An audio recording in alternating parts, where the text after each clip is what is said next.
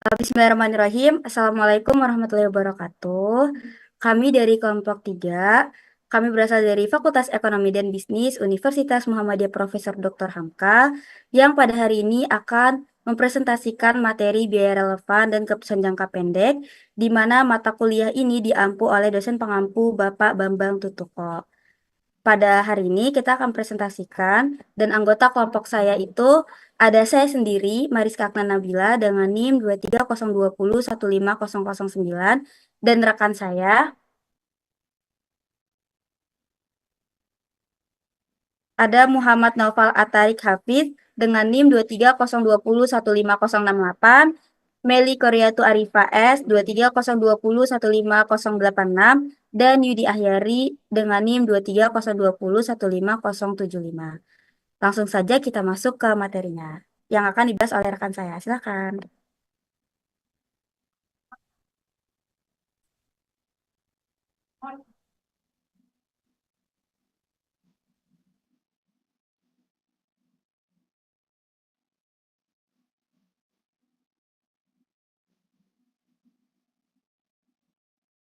Di sini ada pembahasan, yaitu satu, ada definisi dan ilustrasi biaya relevan, dua, perilaku biaya dan biaya relevan, tiga, penerapan biaya relevan, empat, model pengambilan keputusan, lima, penggunaan biaya dalam keputusan penetapan harga, enam, soal dan pembahasan.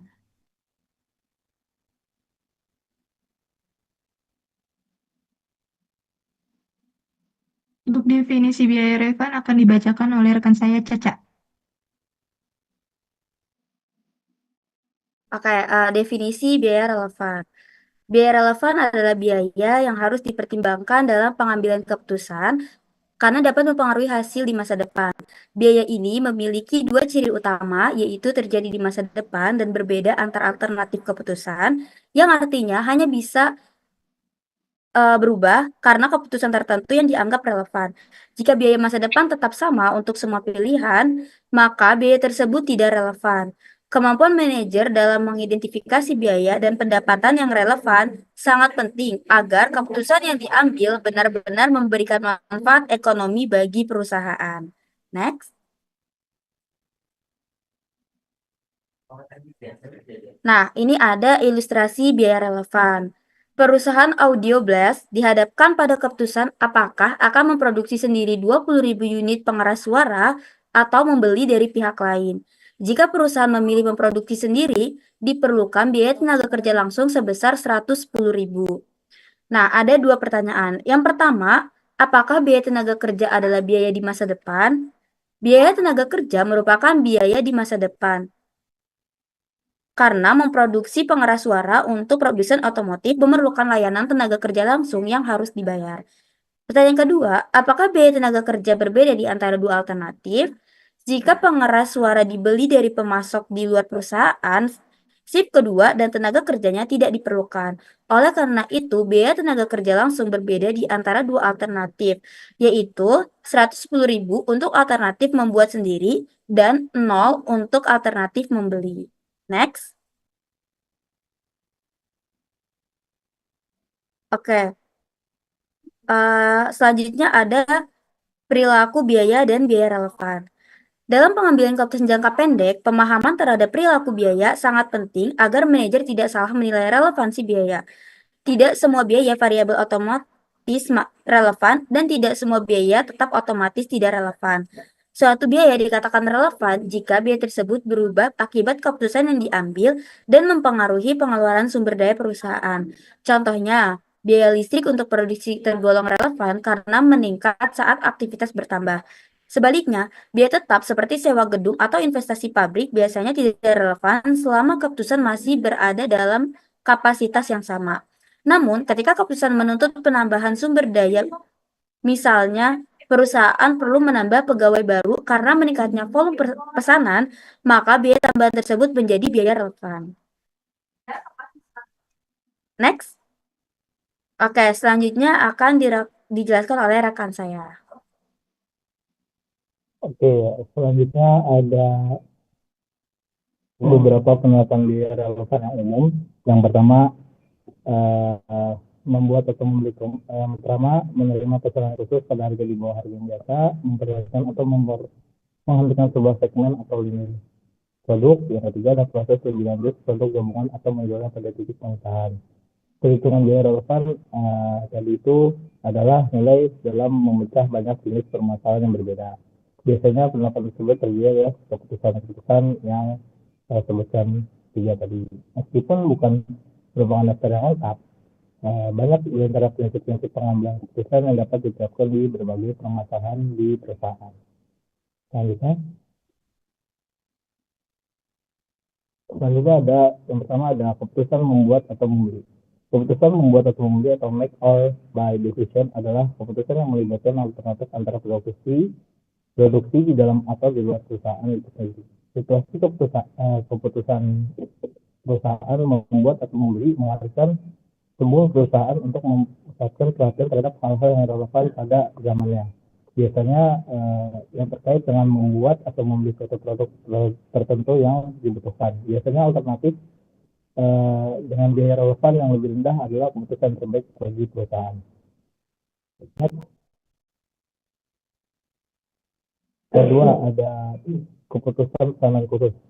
Perusahaan dapat mempertimbangkan penawaran suatu produk atau jasa pada harga yang berbeda dari harga biasanya yang didapat. Harga dapat berbeda-beda bagi para pelanggan di pasar yang sama ataupun pasar yang baru, dan perusahaan-perusahaan yang sering memiliki kesempatan untuk mempertimbangkan pesanan khusus dari pelanggan potensial di pasar yang biasa tidak dilayani.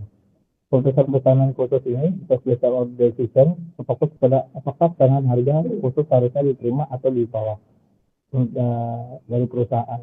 Pesanan khusus sering kali menjadi hal yang menarik, terutama saat perusahaan beroperasi di bawah kapasitas produksi maksimumnya itu sendiri. Menyusun permasalahan selanjutnya ada menyusun permasalahan pesanan khusus. Jadi untuk pesanan khusus terjadi saat sebuah perusahaan menggunakan kapasitas sebelumnya untuk memproduksi pesanan satu kali bagi perusahaan lain. Tantangan dalam analisis pesanan khusus adalah memperkirakan biaya atau manfaat relevan yang terkait dengan pesanan karena banyak dari biaya perusahaan yang tidak terpengaruh sehingga menjadi tidak relevan, dan apakah pesanan tersebut akan diterima atau ditolak oleh perusahaan itu sendiri. Variabel memberikan informasi yang bernilai bagi keputusan mempertahankan atau menghentikan, atau bahasa Inggrisnya keep or drop decision. Margin kontribusi dan margin segmen berguna untuk mengevaluasi kinerja segmen itu sendiri. Namun, sementara laporan segmen menyediakan informasi yang berguna untuk keputusan mempertahankan atau menghentikan keputusan itu sendiri. Perhitungan biaya relevan menjelaskan bagaimana informasi harusnya digunakan untuk mengambil sebuah keputusan dari perusahaan tersebut. Menyusun permasalahan next. Oke. Selanjutnya, menyusun permasalahan mempertahankan atau menghentikan lini produk. Perusahaan-perusahaan sering harus mempertimbangkan apakah sebuah segmen atau lini produk harus dipertahankan atau tidak. Aspek yang paling penting dari analisis ini adalah menentukan biaya-biaya manakah yang akan dihilangkan, yaitu biaya yang relevan pada zaman ini, dan biaya-biaya yang akan tetap ada, yaitu biaya-biaya yang tidak relevan pada zaman ini. Jika segmen atau produk tersebut dihentikan, pemrosesan lebih lanjut terhadap produk-produk gabungan atau joint produk ini memiliki proses dan biaya produksi yang sama sampai dengan titik pemisahan yang ada. Pada titik pemisahan produk-produk gabungan dapat dibedakan sebagai produk terbesar yang dapat diidentifikasi. Banyak produk-produk gabungan yang dijual pada titik pemisahan, namun terkadang lebih menguntungkan untuk memproses lebih lanjut produk gabungan tersebut.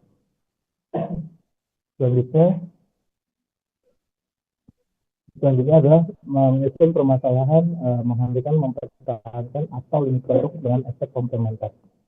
Selanjutnya,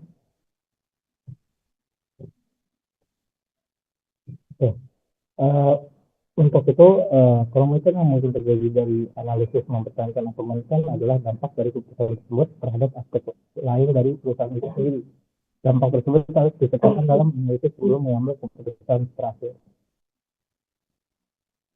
Selanjutnya akan dijelaskan oleh teman saya. Materi selanjutnya yaitu pengambilan keputusan jangka pendek. Pengambilan keputusan jangka pendek adalah pemilihan di antara berbagai kemungkinan dengan cara pandang sejarah atau terbatas. dan sering dianggap sebagai keputusan taktis karena melibatkan pilihan dalam kerangka waktu terbatas. Sebaliknya, keputusan strategis bersifat jangka panjang karena melibatkan pemilihan strategi untuk memperoleh keunggulan bersaing. Meskipun bersifat jangka pendek, keputusan tersebut memiliki konsekuensi jangka panjang.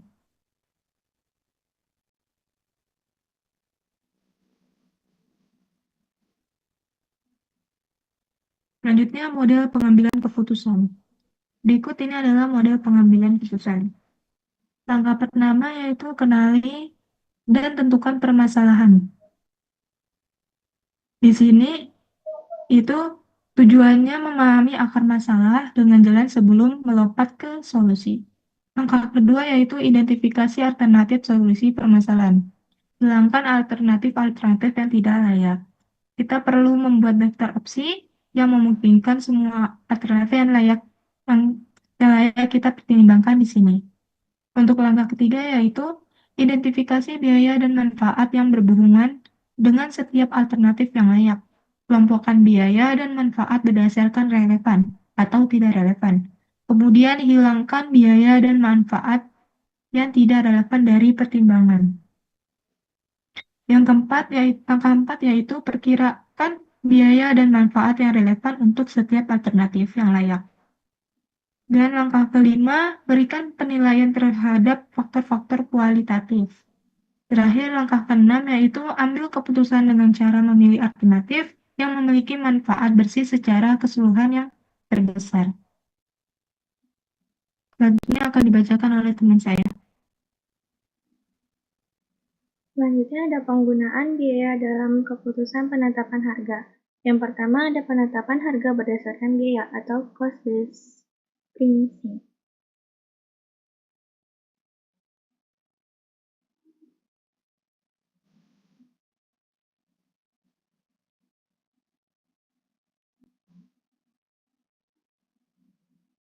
Untuk yang pertama ini, perusahaan yang melakukan penawaran untuk memperoleh pekerjaan secara rutin berdasarkan harga penawarannya pada biaya. Perusahaan hukum dan kantor akuntan publik adalah perusahaan jasa yang menggunakan penetapan harga biaya ditambah keuntungan untuk memberikan penawaran kepada pelanggannya. Keuntungan utama metode ini adalah kemudahan penerapan, karena markup bisa diterapkan seragam lalu disesuaikan jika permintaan berubah. Namun, jika perusahaan hanya menambahkan markup dari biaya produksi langsung saja, tanpa mempertimbangkan perilaku biaya non-produksi, harga bisa terlalu tinggi atau terlalu rendah sehingga dapat mengakibatkan kerugian. Next.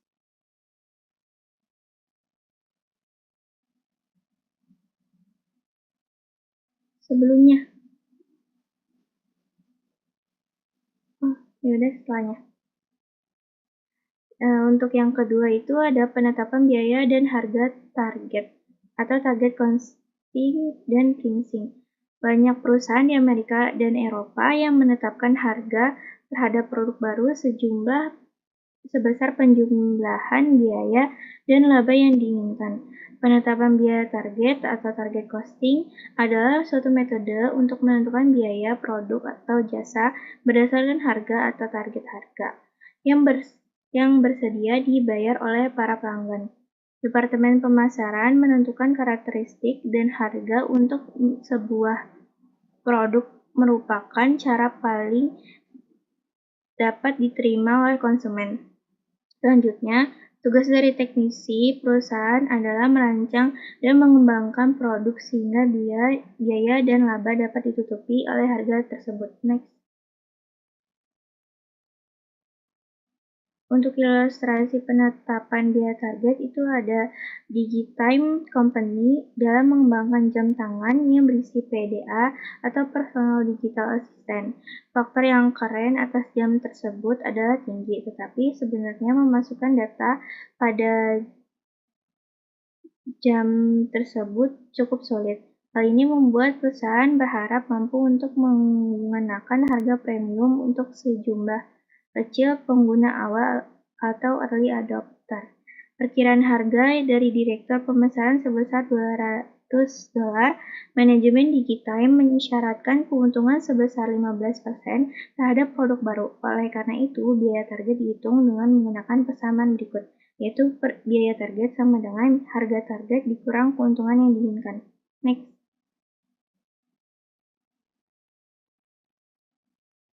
Untuk solusinya itu ada keuntungan yang diinginkan 0,15 dikali harga target, yaitu hasilnya $30. Untuk target biayanya itu harga target dikurang keuntungan yang diinginkan, jadi hasilnya $170. Penetapan biaya target melibatkan pekerjaan awal yang lebih banyak dibandingkan dengan penetapan harga berdasarkan biaya.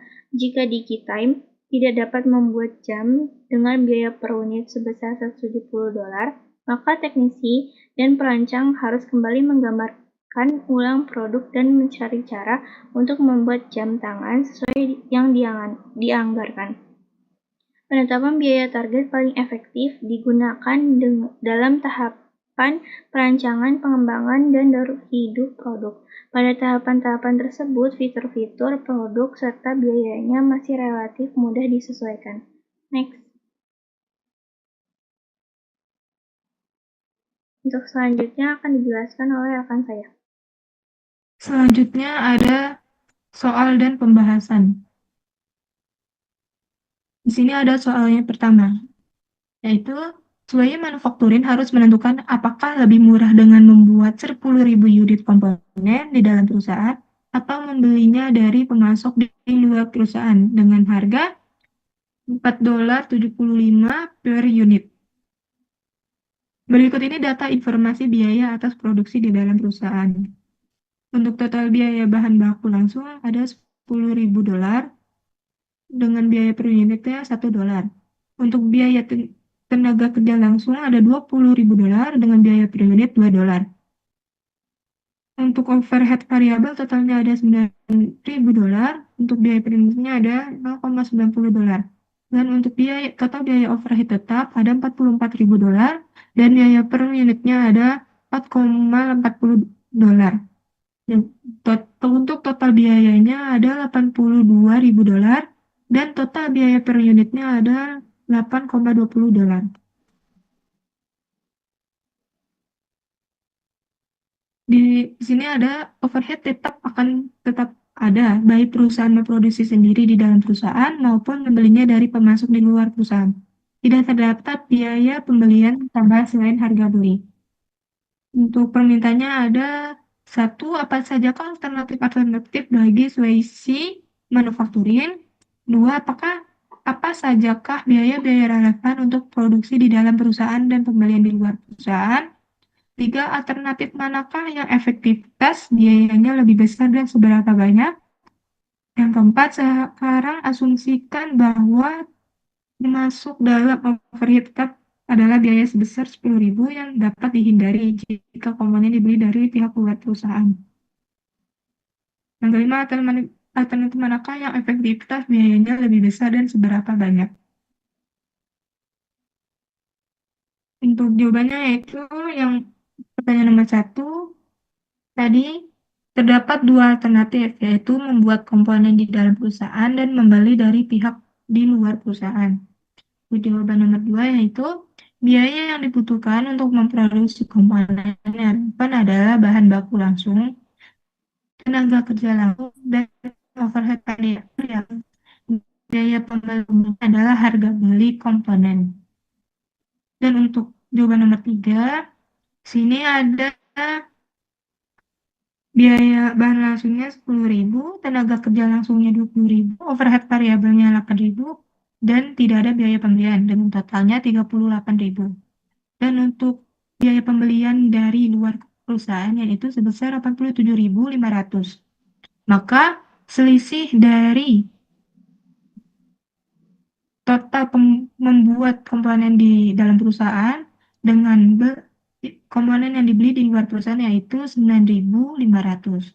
Maka di sini lebih murah sebesar $9.500 untuk membuat komponen di dalam perusahaan. Selanjutnya yang keempat, Tadi ada biaya tambahan overhead tetap yang dapat dihindari 10.000. Maka selisihnya antara membuat komponen di dalam perusahaan dengan membeli komponen di luar perusahaan yaitu sebesar $500. Selanjutnya, soal nomor 2 akan dibacakan oleh rekan saya.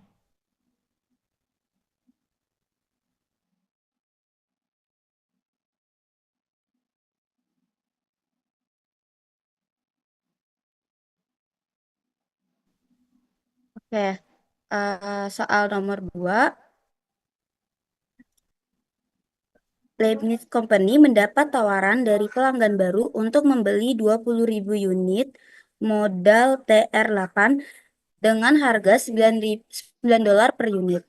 Pelanggan tersebut berada di wilayah yang berbeda sehingga tidak mempengaruhi penjualan reguler perusahaan. Kapasitas produksi normal perusahaan adalah 100.000 unit per tahun. Tetapi tahun depan perusahaan hanya berencana memproduksi 75.000 unit. Artinya masih tersedia kapasitas menganggur sebanyak 25.000 unit yang dapat digunakan untuk memenuhi pesanan khusus ini.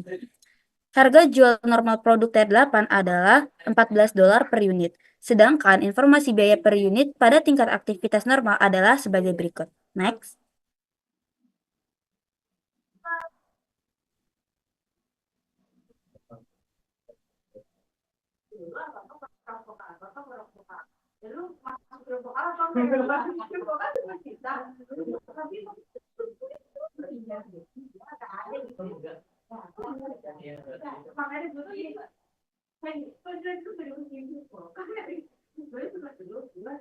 Oke. Ya. Jadi tadi komponennya itu ada bahan baku langsung sejumlah $3, tenaga kerja langsung $2,80, overhead variabelnya 1,50, overhead tetapnya $2, sehingga totalnya itu $9,30. Nah, overhead tetap itu tidak akan terpengaruh apakah pesanan khusus ini diterima atau ditolak. Overhead tetap ini tidak relevan karena biaya tetap ini dikeluarkan baik pesanan diterima atau tidak gitu. Jadi biaya relevannya hanyalah biaya variabelnya aja. Jadi kalau misalkan di jumlah biaya variabelnya itu bahan baku langsung ditambah tenaga kerja langsung ditambah overhead variabel. Jadi jumlahnya itu 7.030 per unitnya. Nah, tadi kan harga jual pesanan khususnya itu sejumlah $9 per unit. Nah, biaya relevannya itu 7.030 per unit. Jadi keuntungannya itu $9 dikurang $7,30, hasilnya itu 1,70. Nah, 1,70 ini menjadi setiap unit dari pesanan khusus memberikan tambahan laba. Jadi 1,70 ini tambahan labanya per unitnya.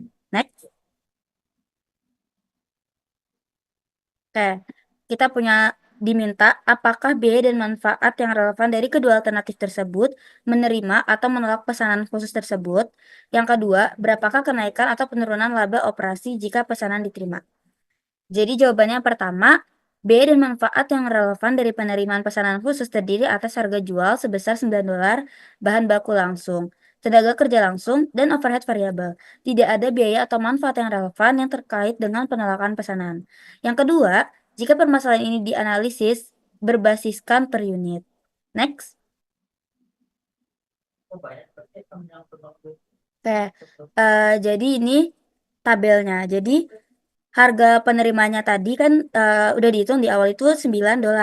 Bahan baku langsungnya $3, tenaga kerja langsungnya itu 2,80 dan overhead variabelnya 1,50. Jadi ini harga yang di awal sehingga menghasilkan 1,70 itu sebagai tambahan labanya. Jadi $9 tadi dikurangin $3 dikurang 2,80 dikurang 1,50. Nah, karena dia tidak ada em, harga yang ditolak, maka penolakannya ini tidak diisi atau nilainya hanya 0.